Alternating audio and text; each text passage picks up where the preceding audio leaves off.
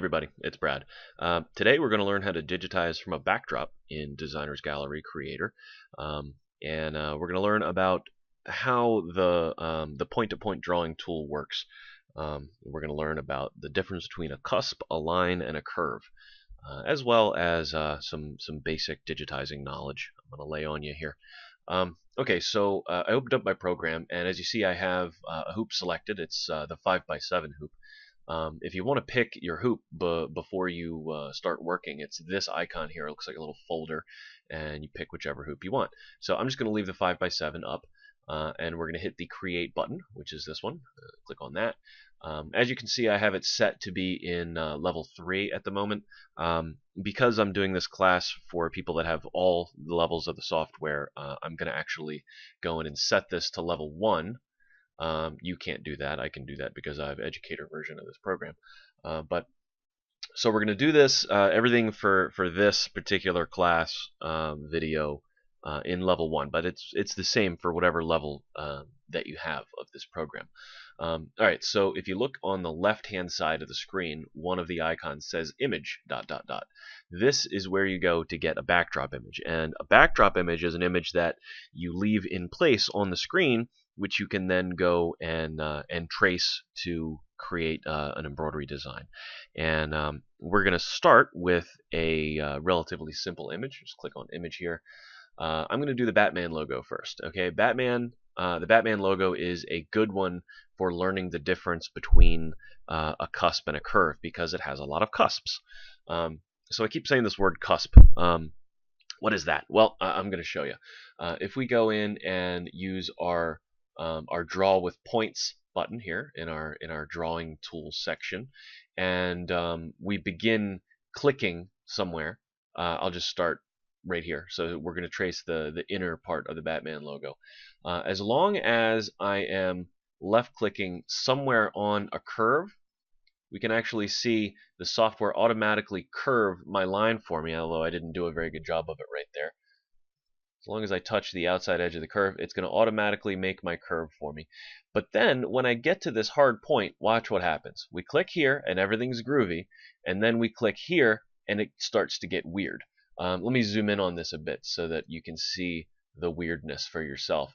See right here where it has bowed this line out, and then if I continue to click on the curve, it sort of starts to fix itself, but not really that well. And we do the same thing when we get to here. This hard point that's not actually a curve, look what it does. It bends it out, and it doesn't ever make that hard point. Same with right here, and then it starts to really go off the rails right there. Okay, so I keep following the curve, then we get to another hard point, and boom. I'm sure that if you've been playing with this program yourself, you will have run into this issue. And the reason is that if we're talking math, the math that the program is using to generate these lines, these points are not curves at all. They're actually something called a cusp.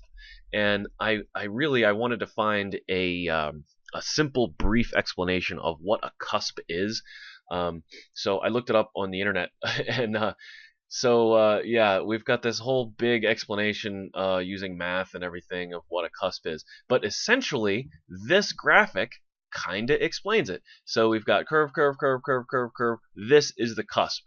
They call it a singularity because it's the singular point along this curve. Okay, so basically anything that looks like a point like this, okay, or inversely like the inside part of a heart, that's gonna be a cusp. And there's an easy way to switch the program from curve mode, which is the default, to cusp, and that is to hold down the shift key while you're clicking. So with that knowledge in mind, let's start tracing Batman.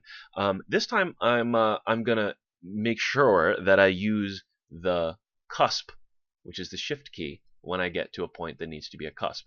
So here we go, happily clicking along, and now this point needs to be a cusp. So I'm going to hold down my shift key and then left click, and then I let off my shift key and continue clicking my curve, and see how nicely that made that point.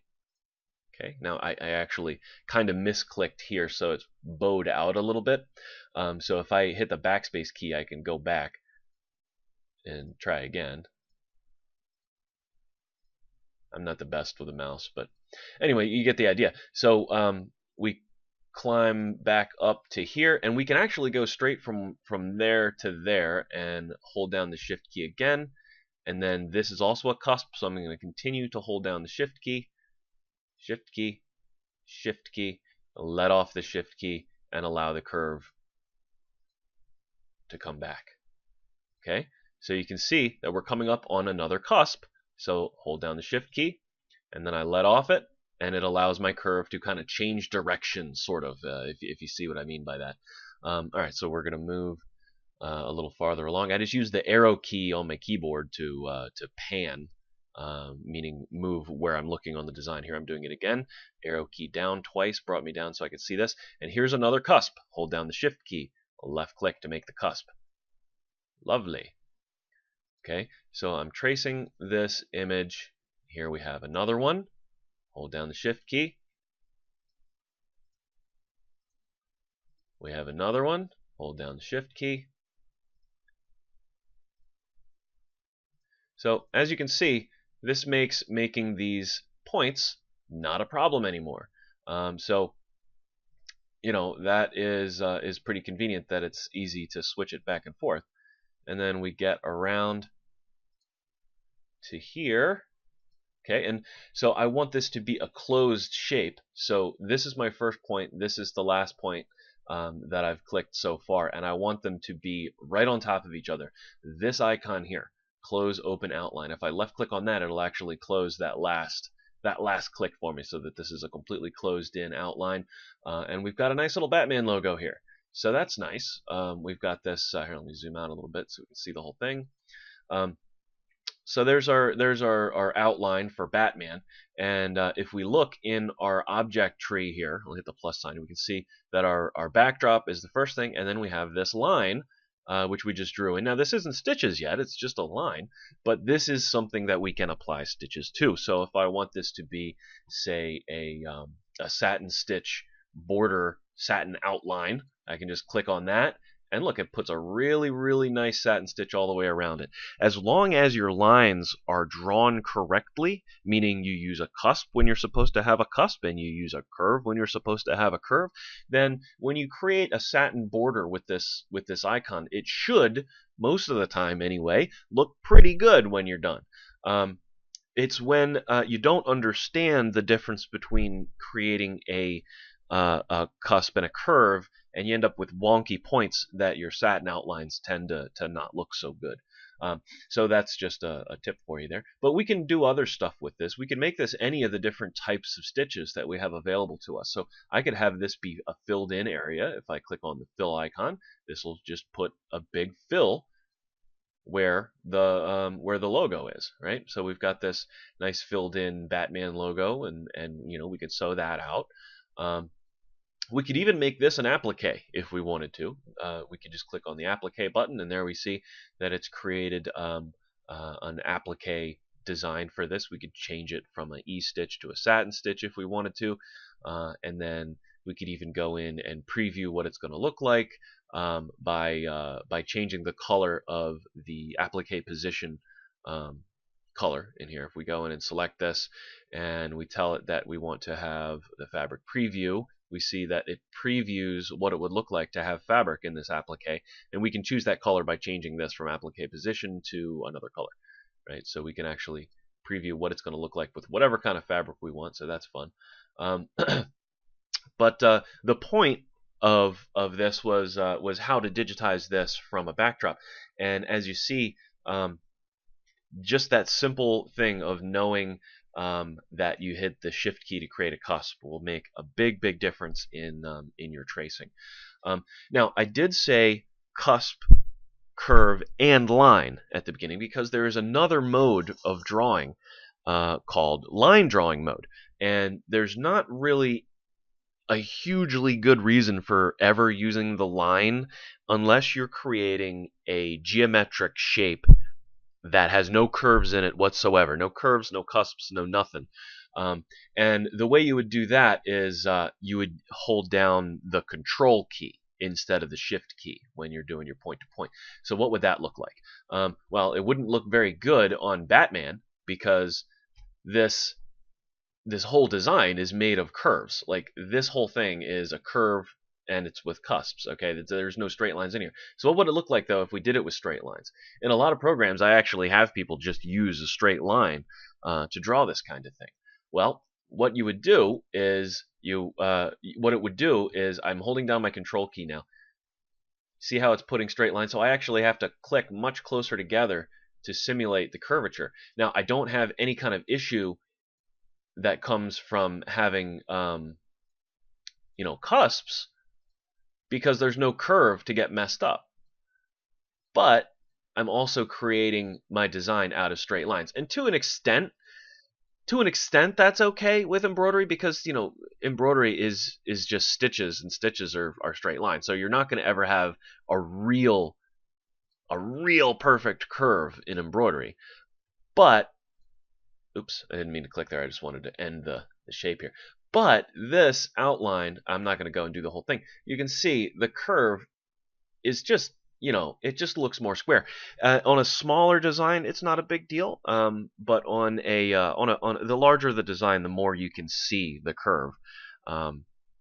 And it really is better to just use the curve tool. So I'm used to having the straight line tool be the default. In most programs, that's how it is. And if you're experienced with other digitizing programs, you're probably used to that too. So if you want to fall back on it as a safety net, you just don't want to deal with changing from curve to cusp, then you just hold down the control key the whole time that you're tracing, and it'll do straight lines. But if you get used to switching from curve to cusp, you can really make much nicer outlines. So I recommend it. So let's go ahead and digitize another design. And I'll digitize it from start to finish. And we'll make a whole nice little design. All right, so we did this with Batman. Batman was fun, but we're going to do another design. So I'm just going to go ahead and go to File, New Page, start a whole new design. And I'm going to bring in another backdrop image. So I left click on that, and let's do the Rolling Stones. Open that up. This is a good image to work on. It's got a very prominent cusp right here in the middle, and then there's actually another cusp in here. There's actually two more cusps in here, in the outside outline of red here. Go ahead and take a look at this and see if you can spot all three of the cusps we're going to have to put in here. Two of them are fairly obvious, but one is a little more subtle. You see them? The first one's very obvious. It's right here. Okay, this is the classic top of a heart cusp. Okay, that is definitely going to be a cusp. And then we look over here and we can see, look at this. This is clearly another cusp. If we look at this, we can see kind of the top of a heart hidden in this part of the image. And then there's one more. It's pretty subtle, but it's right here. This is also a cusp down here. It's a small, it almost isn't. If this was pulled out just a little bit more, it wouldn't be, but it is. So we're going to have to hold the shift key down when we do this one. All right, so zoom in a little bit more, and I'm going to start digitizing this. Before I do, I want to look at it and kind of think of it in layers. It looks to me like the first layer obviously is going to be the red, because that's under everything else, and then the black is kind of under the white of the teeth in this mouth here. So we're going to do red, then black, then white, and we're going to actually use some cheater tools, I like to call them, as well as using the hand drawing tools. So let's get started. I'm gonna start drawing this outline, and it doesn't really make that big of a difference where we start. I'm just going to start right here arbitrarily. And so we go ahead and just click along the outside edge of our outline until we get to our first cusp. I'm going to hold down my shift key, and I'm going to click right there in the cusp, and then let back off the shift key and continue clicking around my curve. Okay, so we go down and come around. Now this is not a cusp. Okay, see, there's no little divot in there. There's no, it's not the, it's just not a cusp. So I mean, that's why I wanted to kind of find like a good definition to give you guys. But a cusp, you just know it when you see it. Here you see I've gotten off my outline a little bit, and you have a choice of leaving it like this and going back and fixing it later, or you can hit the backspace key and try and do better, which is what I tend to do because I'm kind of a perfectionist, and I can't help myself. But probably in the long run is faster to just go around and then go back and fix it if it's not perfect. Now here we've got our second cusp, so we're going to hold down the shift key and click there, let off, and continue going around. And as you see with this curve tool, it really does a great job of hugging your curve for you. You don't have to click as much, like I was saying, as you do when sorry, I get distracted by clicking delicately around this curve here, as you do if you're trying to use a straight line tool. So if you're coming from another program, you're used to using a straight line tool all the time, this is better. It's better. I feel your pain because I'm used to using a straight line tool myself. That's just how I learned how to do it. But this is better. Anyway, so now we've got to go from here to here, and we're going to use the close shape tool to close it off, and we've got a completed shape here. Okay, so the outside edge of our red color is ready to go. Now, if we want to go back and adjust some points, I actually see an area where it's not dead perfect, and I want to show you how you can go in and adjust these points. Anytime you have an object selected, whether it's artwork or whether it's stitches, you actually can see the points that are the points that you use to generate the shape. Whereas in most programs you have two separate tools for that. So this, anytime you have something selected, you see the points, and that's really convenient, I think. But what I want to do is I want to go down here, see this area here where my outline got away from my artwork. In real life, I wouldn't worry about this, but I want to show you how to fix it. If it was more egregious than this. So I'm going to zoom in a little bit. We'll pan down to it. We have a couple of ways we can do this. We can left click on one of our points and adjust it, move it around, okay, to try and get it closer.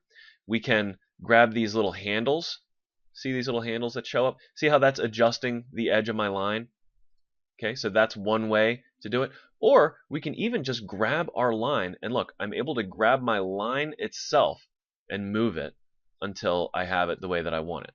So I can do a combination of those things, but there it looks pretty much, well, here, look, this part is now off by a little bit. But if you sit here and spend 3 hours adjusting for a tenth of a millimeter's distance off of your outline, you're going to go crazy. But if your outline's way off, then go and do this. But sitting here and adjusting everything till it's just completely perfect, that way leads to madness, believe me. You don't need to do it. Nobody's going to see your original artwork and say, oh, he's a half a millimeter off right here. It's just, don't worry about it. It's not important. And I say that in the full knowledge that I am a person that will sit there and mess with it. Don't. It's a waste of time. Unless it's particularly egregious. I mean, you want it to look good, but if it's off by this much, that's not important. Okay. So we've got our first bit of artwork in. What are we going to do with it? Well, I'm envisioning this as a filled-in design. It's going to be dense, but I want to stick to kind of basic stuff for this exercise. So we're going to take this and just apply a fill stitch to it. Now, it remembered the last color that I picked, which was that olive green color from when I was doing the Batman. So we're going to go in and change this color. We've got this selected. I hit the fill button here, filled it with stitches, this ugly green color. We're going to go to the color tab on our properties menu here, click on color, and then we click on the color itself, and it'll open up the thread chart that we have selected. So we can change that thread chart up here. I've got it set to Floriani, but maybe you want it to be Madeira Poly or Madeira Rayon or Sulky or whatever you use. It doesn't matter. One thing that's convenient with this is instead of searching through these colors, if you just want a color and you know what it's called, like red, you can just type in red in the search box here and hit go. It'll find a red for you, and if you don't like that red that it found, just hit go again, and it'll keep going for all the stuff that has the word red in it. So say I want it to be fire engine red, I just click on that and hit OK. So I've got my red. Now, see this line here? Don't worry about that. That's just kind of like a graphical artifact in the program. You don't have to worry about that. Just pretend it's not there. Or turn off your 3D and you won't see it. Okay? So we've got our red outline. And what are we going to do now? We can't see the rest of the design to go in and trace the rest of this thing. So what we're going to do is there's actually an icon right here. It's got a picture of an eyeball. If we click on that, it hides the stitches. The outlines are still there, but the stitches are hidden so that we can see the rest of our design to trace. Remember when I told you that we're going to use some cheaters tools? That's what we're going to do now. We're actually going to trace the rest of the shapes in this logo. We're going to use the magic wand tool. And the magic wand tool is great if you have great artwork, which this is. This is great artwork, not just because it's the Rolling Stones logo, and the Rolling Stones are great, but because this logo is high quality enough and the image has enough resolution that the magic wand tool is going to be able to easily trace the colors that we need to make up the rest of this design. If you've got a logo that you scanned off a business card, or you've got some little teeny tiny picture that's all pixelated, that's not going to work. You're going to have to draw the shapes in manually, like we did for the outer part of the logo. And you need to know how to do that also, so that's why I want to show you how to do it. But in the interest of not taking forever for this video, we're going to use the magic wand tool. So this is the magic wand tool. It's got kind of like a little sparkly magic wand touching a rectangle. We left click on that, and then I'm going to go in, and I told you I want to do the black first, so we're going to click on the black. We left click on this area, and we see that it traced it in automatically putting in cusps and curves where appropriate. Okay, and then we go down to the next shape. We're going to left click on that. Okay, and it traces in this shape again, putting in the requisite curves and cusps where needed. And then our last bit of black right here, we're going to click on that one. So we've got our 3 black areas are now generated. Okay, we can right click to get out of the magic wand tool. So if we look in our object tree, we can see that we've got our first shape, the fill, and then our 3 lines, which we haven't applied any stitches to yet, but they're in the order that we clicked them in. Okay. Now the next thing we need to do is all the white. So we're going to go ahead and use our magic wand tool again, and then we're going to click on all the white areas. So we'll do these little reflections on the top of the lip, the teeth, and the reflections on the tongue here and here. And I just left click each of them once, and we see that they generate into the object tree. As we do that, we right click to escape from the magic wand tool, and now we're going to apply some stitches to these. So I'm going to actually do all of these except for one segment as the same type of stitch. I'm going to do them as a fill. So this is a fill, this is a fill, this is all going to be a fill except for this one. What I like to do with real narrow shapes like this is make them into a satin stitch instead of a fill stitch. So we're going to do that. We're going to go in and do piece by piece. We want this one to be a fill. This one will also be a fill. This one, I said I want it to be a satin stitch. Now, before we were doing a satin stitch with this, which is a satin border stitch. And look what happens if we do that. Oh, we have stitches hidden, so you can't see it. Let me put the stitches on so you can see it. What it actually did is it made a border, so each part of this outline now has a satin stitch around it, and that's not what I wanted. I wanted a satin stitch inside the shape, not around the outside of the shape. So we don't want this icon. What we want is this one, which is a satin column stitch. We're going to left click on that, and it puts our satin stitch inside of our shape, which is what we wanted. Okay, so then we're going to go in and just continue putting fill stitches into all of these shapes. Fill, fill, fill, fill, and fill.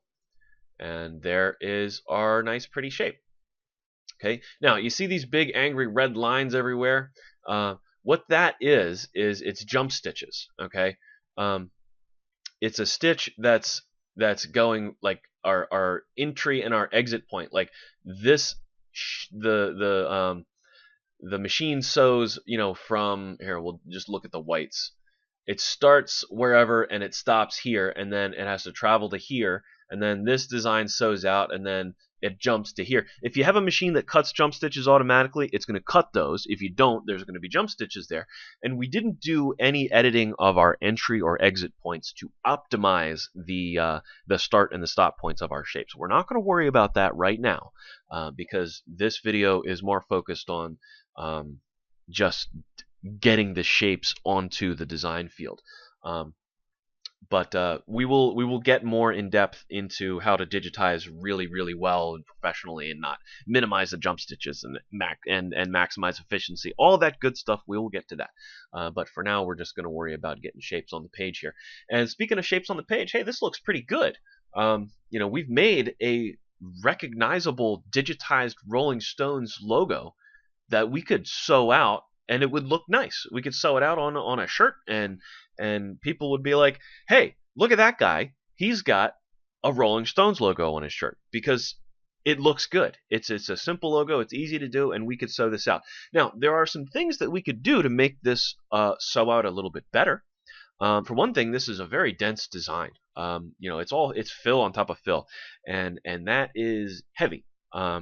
And it also is a waste of stitches in some places, because we've got areas where all you can see is the white. There's no reason to have any red under that. There's a couple of ways that we could go and fix that.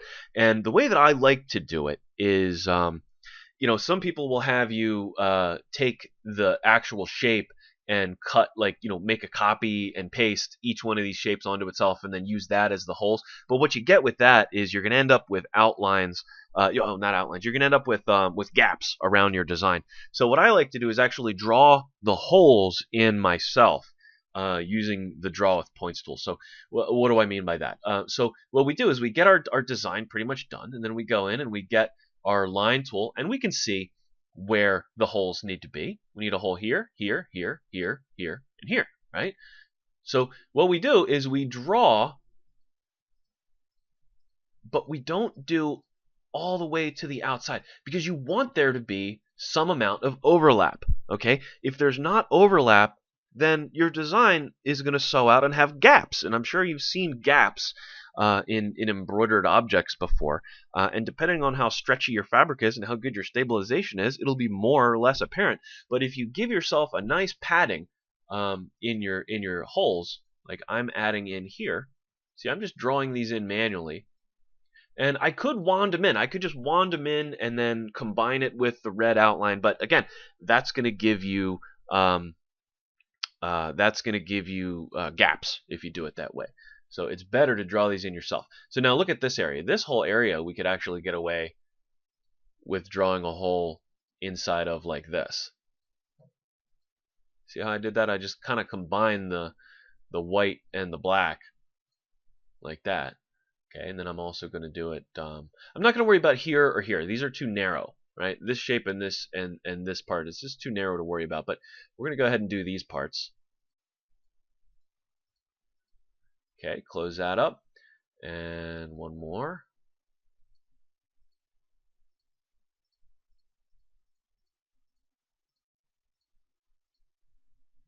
And close that one up. Okay, so now we've got these shapes. What do we do with them? We need to make them a hole. So what we do is we select our fill that we want to cut the holes out of, and then I'm going to scroll down on my sequence view, hold down the Control key to select the rest of these lines. Okay, so I've got the fill, I've got all these lines I just drew, and then we're going to go up to Create, go under Outline, and choose Combine Holes. And we wait for a few seconds, more or less depending on your computer. And if it appears that the computer freezes during that time, don't click anything. Okay, it'll look like it freezes. It might even say that the program's not responding for a second. Ignore it. Just wait, and then you'll have your holes. Okay, so it looks the same, right? This doesn't look any different.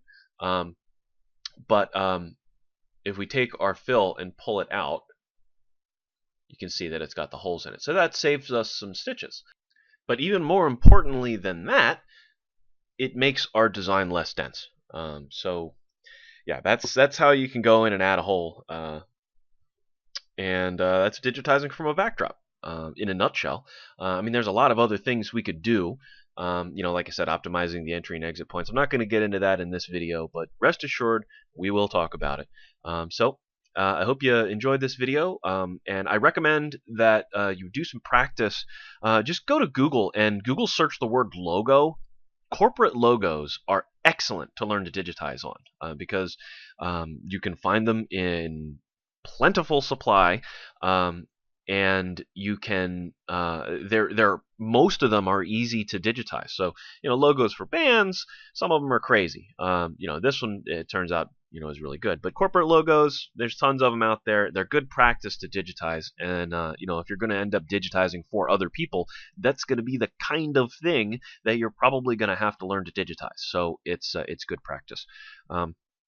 Anyway, hope you enjoyed the video. I'll see you in the next one. Thanks for watching.